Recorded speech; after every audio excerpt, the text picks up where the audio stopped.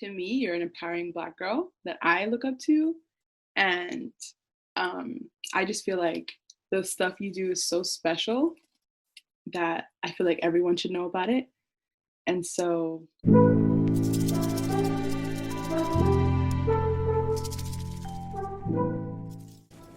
hey, beautiful Black people. Hope you all are staying safe and well during this pandemic. Your favorite empowering Black girls is bringing you what we call Conversation with Black Girls. The featured beauties will vary, the conversations will carry, and of this you'll never ever grow weary. Today we are blessed with Edmonton's very own poet laureate, Timiro Mohamed. We really could not have started off the series with anyone better. I'm one of your hosts, Justina, and let's get into it.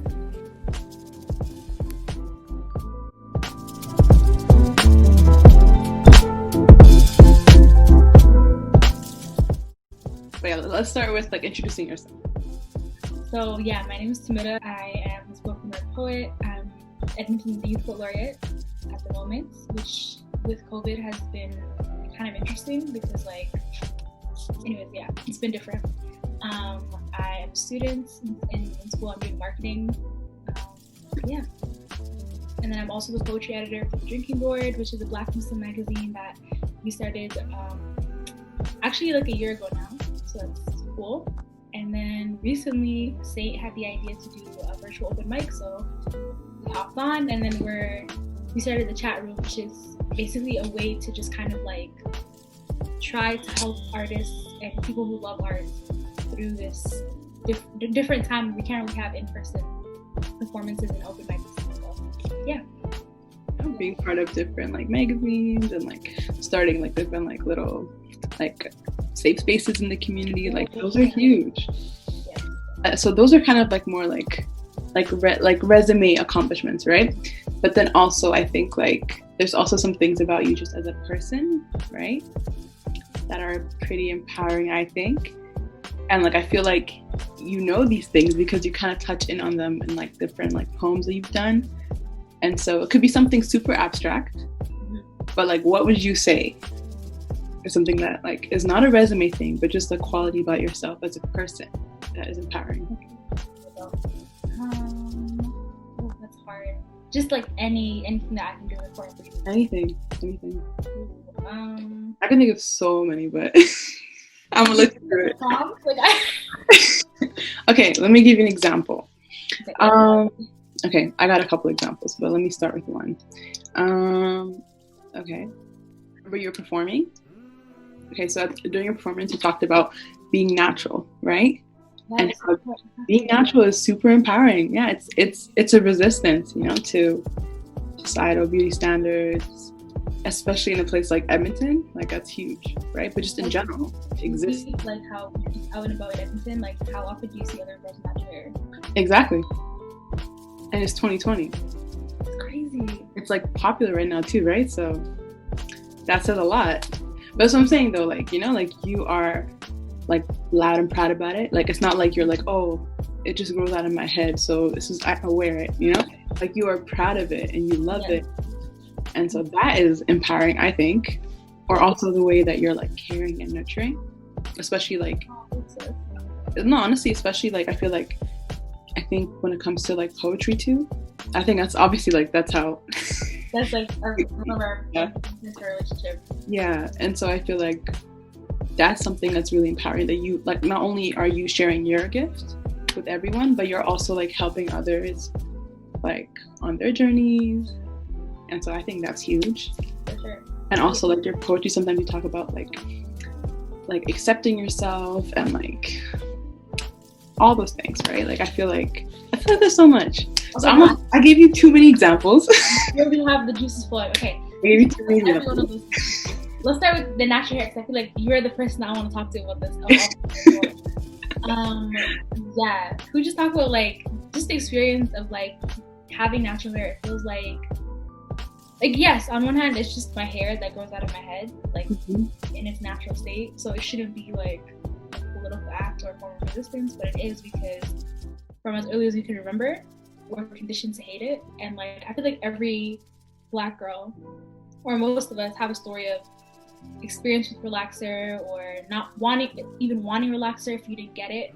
And I remember I got relaxer in the 5th grade, and I didn't even really know what it was.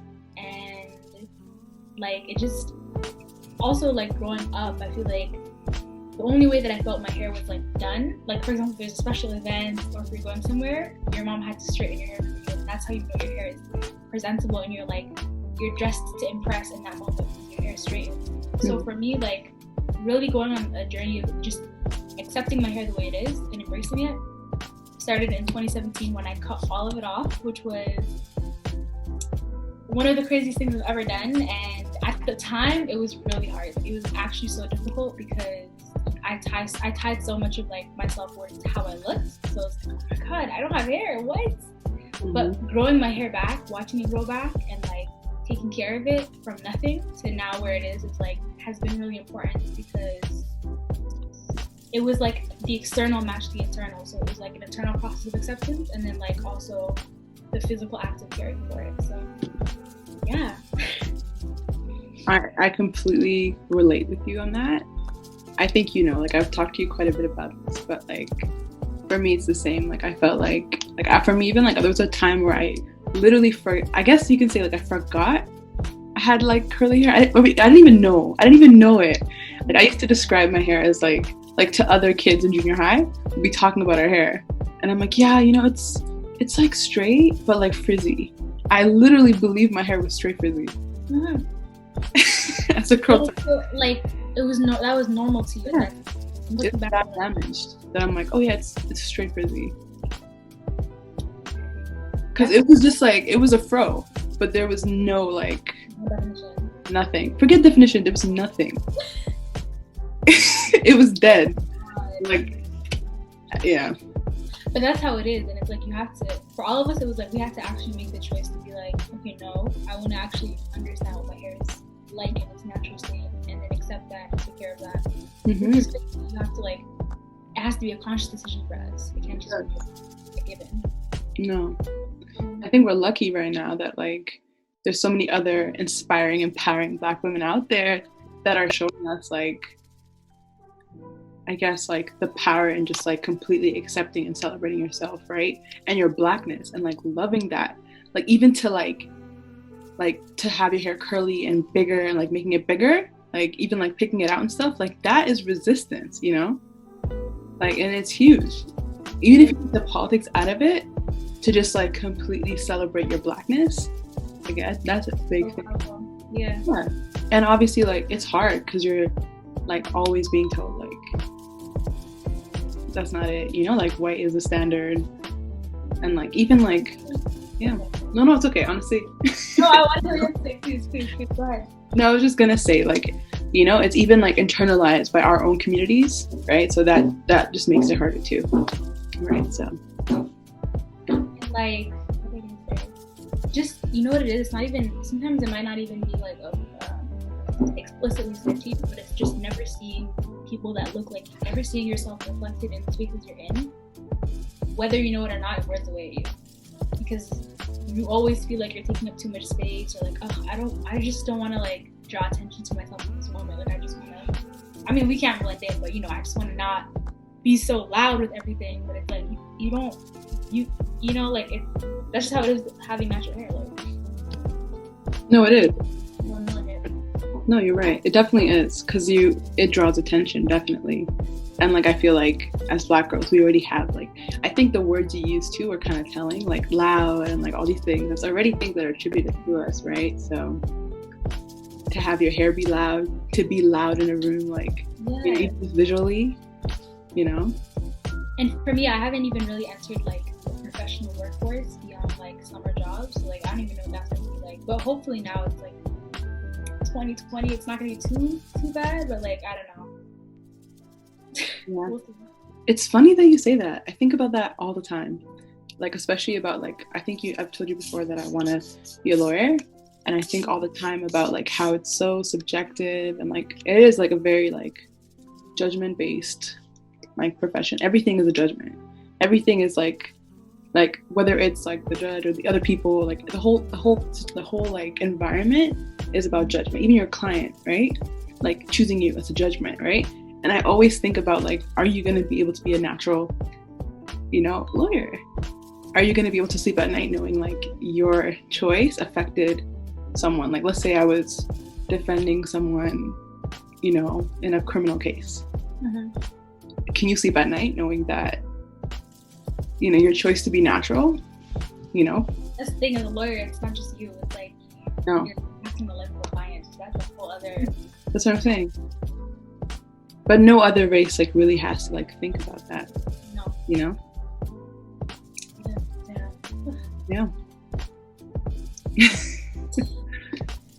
I don't know, like there's layers to being a Black girl, right? There's so many layers to it, which is why groups like this are so important, where you can just sit and like be normal.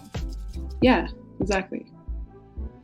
And I feel like, I don't know, I want to ask you this question because we kind of just spoke about like kind of some of the hardships of being a Black girl.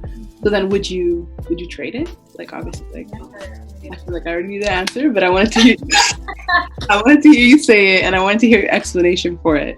So I mean, privilege would really be great in life. That would be amazing. I would love that. I would love to not have trauma. I would love to not be racialized. I would love to not have to experience systemic oppression from every layer because I'm Black, Muslim, and a woman. It's like, choose one. But at the end of the day, like the experience of being a Black woman is so tied to my identity, and there's such a beautiful community in like Black womanhood and the sisterhood that we build in that. Like nobody accepts me and holds space for me the way that other Black women do. So yes, oppression, yes, being racialized, but yeah, the reality of my experience, there's so much beauty in it, and it's so tied to my sense of self that I wouldn't trade it for anything, no.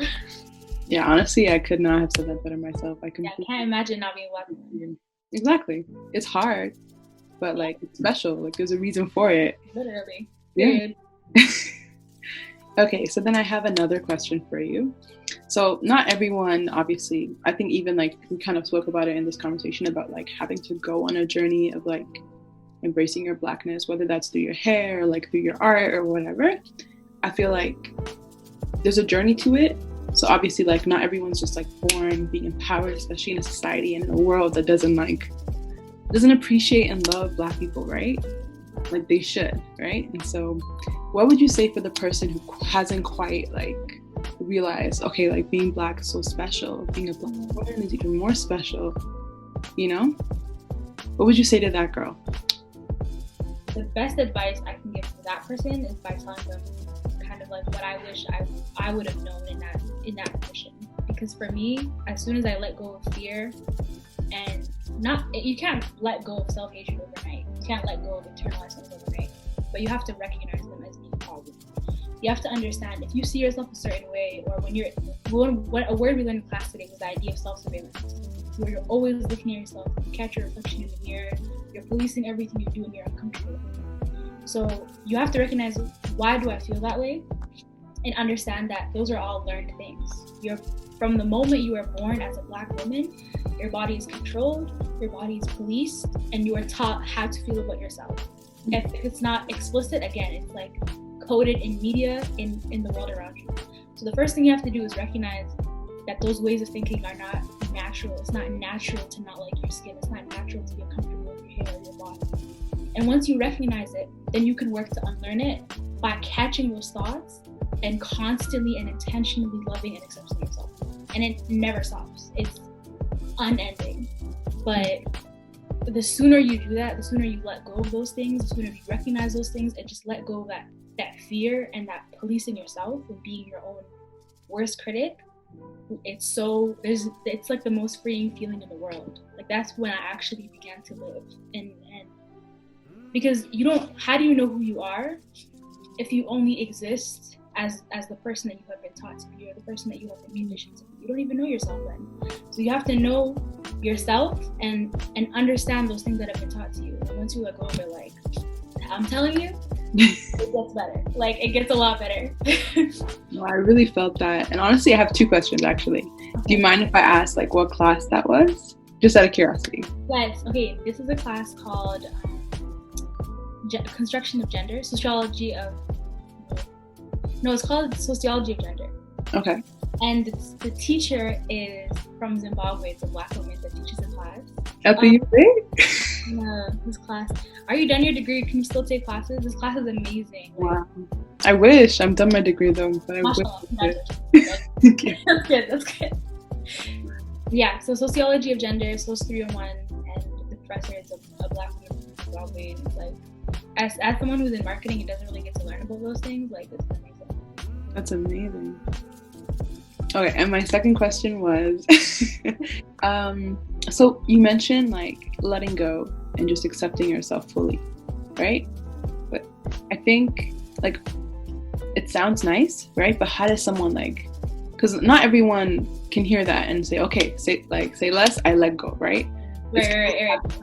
So, yeah. So how does someone like go about like letting go and just like accepting themselves fully? Like, are there steps? Honestly, it's like an internal process. So, okay, like an example of hair. If you're somebody who's uncomfortable with your hair, why are you uncomfortable with your hair? Is it just that you don't like your hair? Is it because you've been taught that natural hair is inferior? And then once you can recognize that pattern of thinking is not a natural pattern of thinking, it's a learned pattern of thinking, then every time you catch yourself thinking negative thoughts about your hair or feeling a certain way about your hair, the same way that if your friend, your sister was to come to you and say something in that way, you have to literally give yourself words of affirmation. Intentionally think positively about yourself and celebrate yourself. Imagine like you're mothering this like inner child, and every time you're mean to yourself and you're your own worst critic, you have to switch into the mode of like parenting that inner child and just being kind to yourself. And yeah, I mean, it's just constant. Like, it's literally constant. You can never slip up. You can't let people get in your way. One thing that really helps me is like online community. So just like filling my feed with people that look like me, so I'm not never seeing myself around them. Seeing other women who look like me love themselves and like me celebrating them, then understanding, okay, like I can give myself that same energy. So and surround yourself with people who affirm that. Like don't surround yourself with people who are ever gonna get in the way of that, because that's just like, we don't have time for that. Yeah, that's beautiful. I feel like I need to hear that too. Forget everyone else. That was for me. I love it. Oh yeah, and I also want to ask you.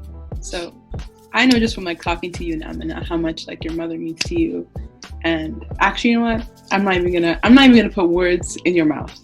What would you say is the source of your empowerment? My mom. Mom, honestly, I did put words in your mouth, but I mean too. Right? Yeah. Maybe explain like why you think.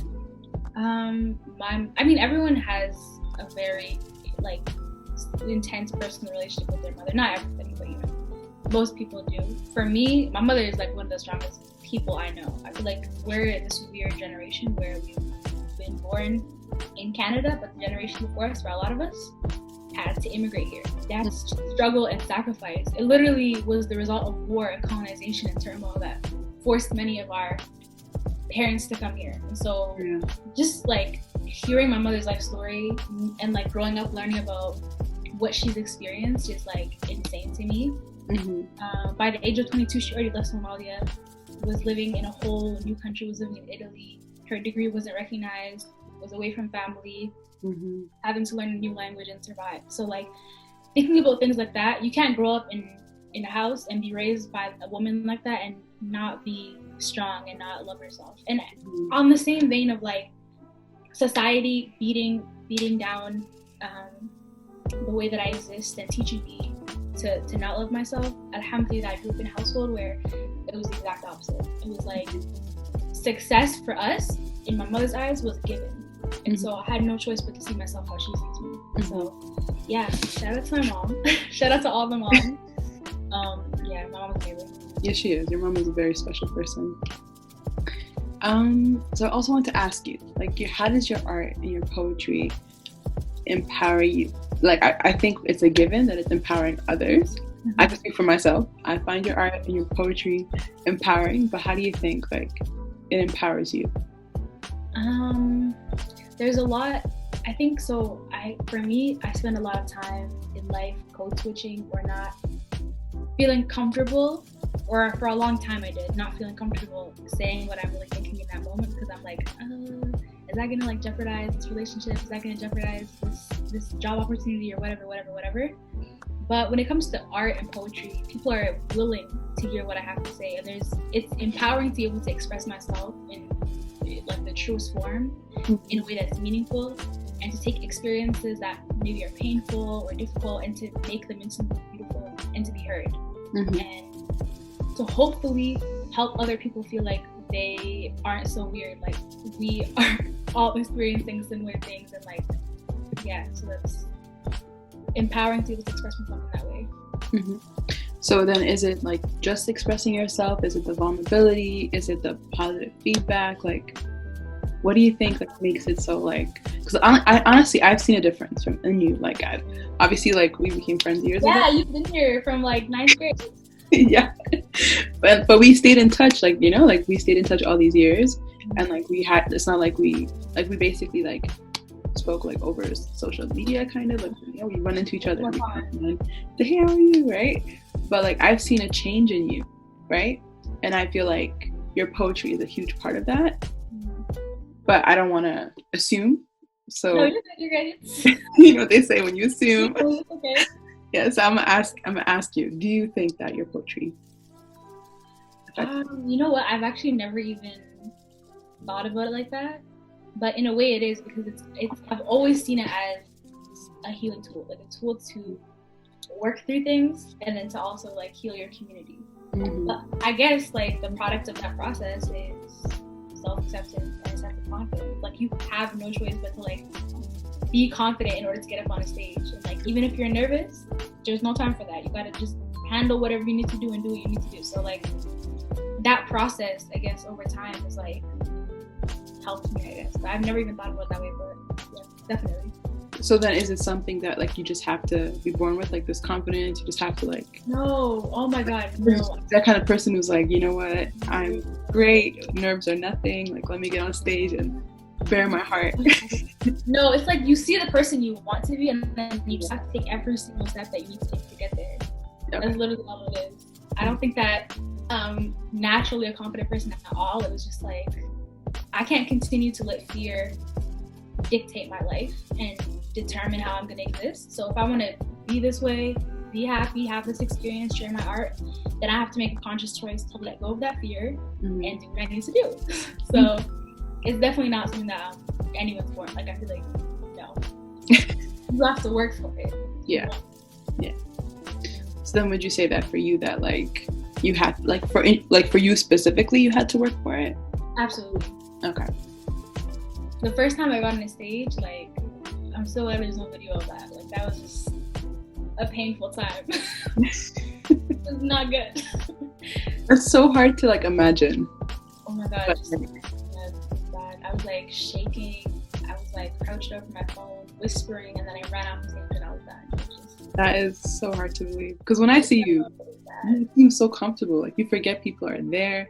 You know, like you're talking to me, like the same, you know? Yeah. You're smiling, you're happy, you're in your head, you're in your space. That's what I see. But honestly, I can see what you're saying. Yeah. Yeah. That makes me feel good to know that I'm not showing all the fear and the nerves. You're not showing any of the fear. What do you mean? I feel like, you know, when it comes out the most is when I pause between poems and try to talk and have banter. That's when I crack, because like no, your banter is good. I like your banter. Thank you. There's been times when it's low. It doesn't seem scary, right? But like when you're there and trying to come up with something. But yeah, I had to speak because it's like I was eyes. No, you're clever. I think I like your banter personally, but that's just me. So I want to ask you, like that specifically, being Black and being a woman, those two things, like how are those two things empowering? Is it better if it's just one? Like is being a woman more empowering? Is being Black, at least for you? Like, okay, I think I need to take a minute and rephrase that question. I'm like, damn, that's big.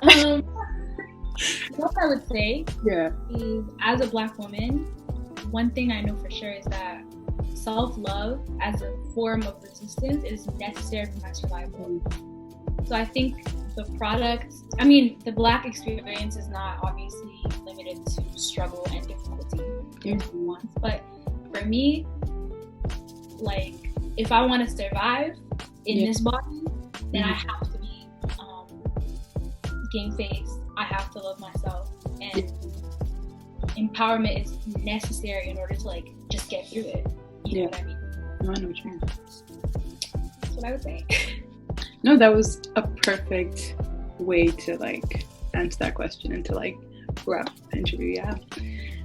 So then, do you have anything else you want to share with everyone about like just your thoughts after having this like conversation? Like, is anything positive so that we can like, you know, kind of like something like a little a little something to hold on to it. A little something. Yeah, this was amazing, honestly. Like, it just feels really good because just to know that this space exists for Black girls, this is definitely something that like I needed when I was 12, 13, 14 at a junior high, when I was the only Black girl. Like, I wish I had a space like this. And the fact that I'm being asked to talk about my experience in this way is just like amazing. But thank you for like listening. Thank you for making the space. And yeah, I just love looking through your page and like seeing all the things that you guys are doing. So honestly, thank you for like taking the time to do this. You are a very busy girl, I know this, and so being able to like make the time to just, you know, share with us like your thoughts and your story and be vulnerable with us, you know. Yeah, I mean, you were an amazing interviewer. Like, it just made me feel like we were just having a conversation. I think I got a little carried away every now and then, you know. Like, no, it was amazing. Like, I felt comfortable. Like, I can tell you these deep, dark secrets. I'm glad. I felt the same way. Honestly, like, it didn't feel like an interview for me either. Yeah, I was talking my friend. Yeah, exactly. Yeah. Catching up with Timiro. But yeah, thank you so much, Timiro. No problem. I have no more questions. I wish I did. I didn't want this to end. No, it's okay. Right. Thank you so much. Yeah. Awesome. Okay, well, have a good day, fam. Thank you so much. You too. Okay, bye. Stay safe. Wow, that literally spoke to my soul. Hopefully you enjoyed it as much as I did. And hopefully you'll stick around and join us for these kinds of important conversations. Have a beautiful day. For more, check out our YouTube or Instagram at ebg.yeg.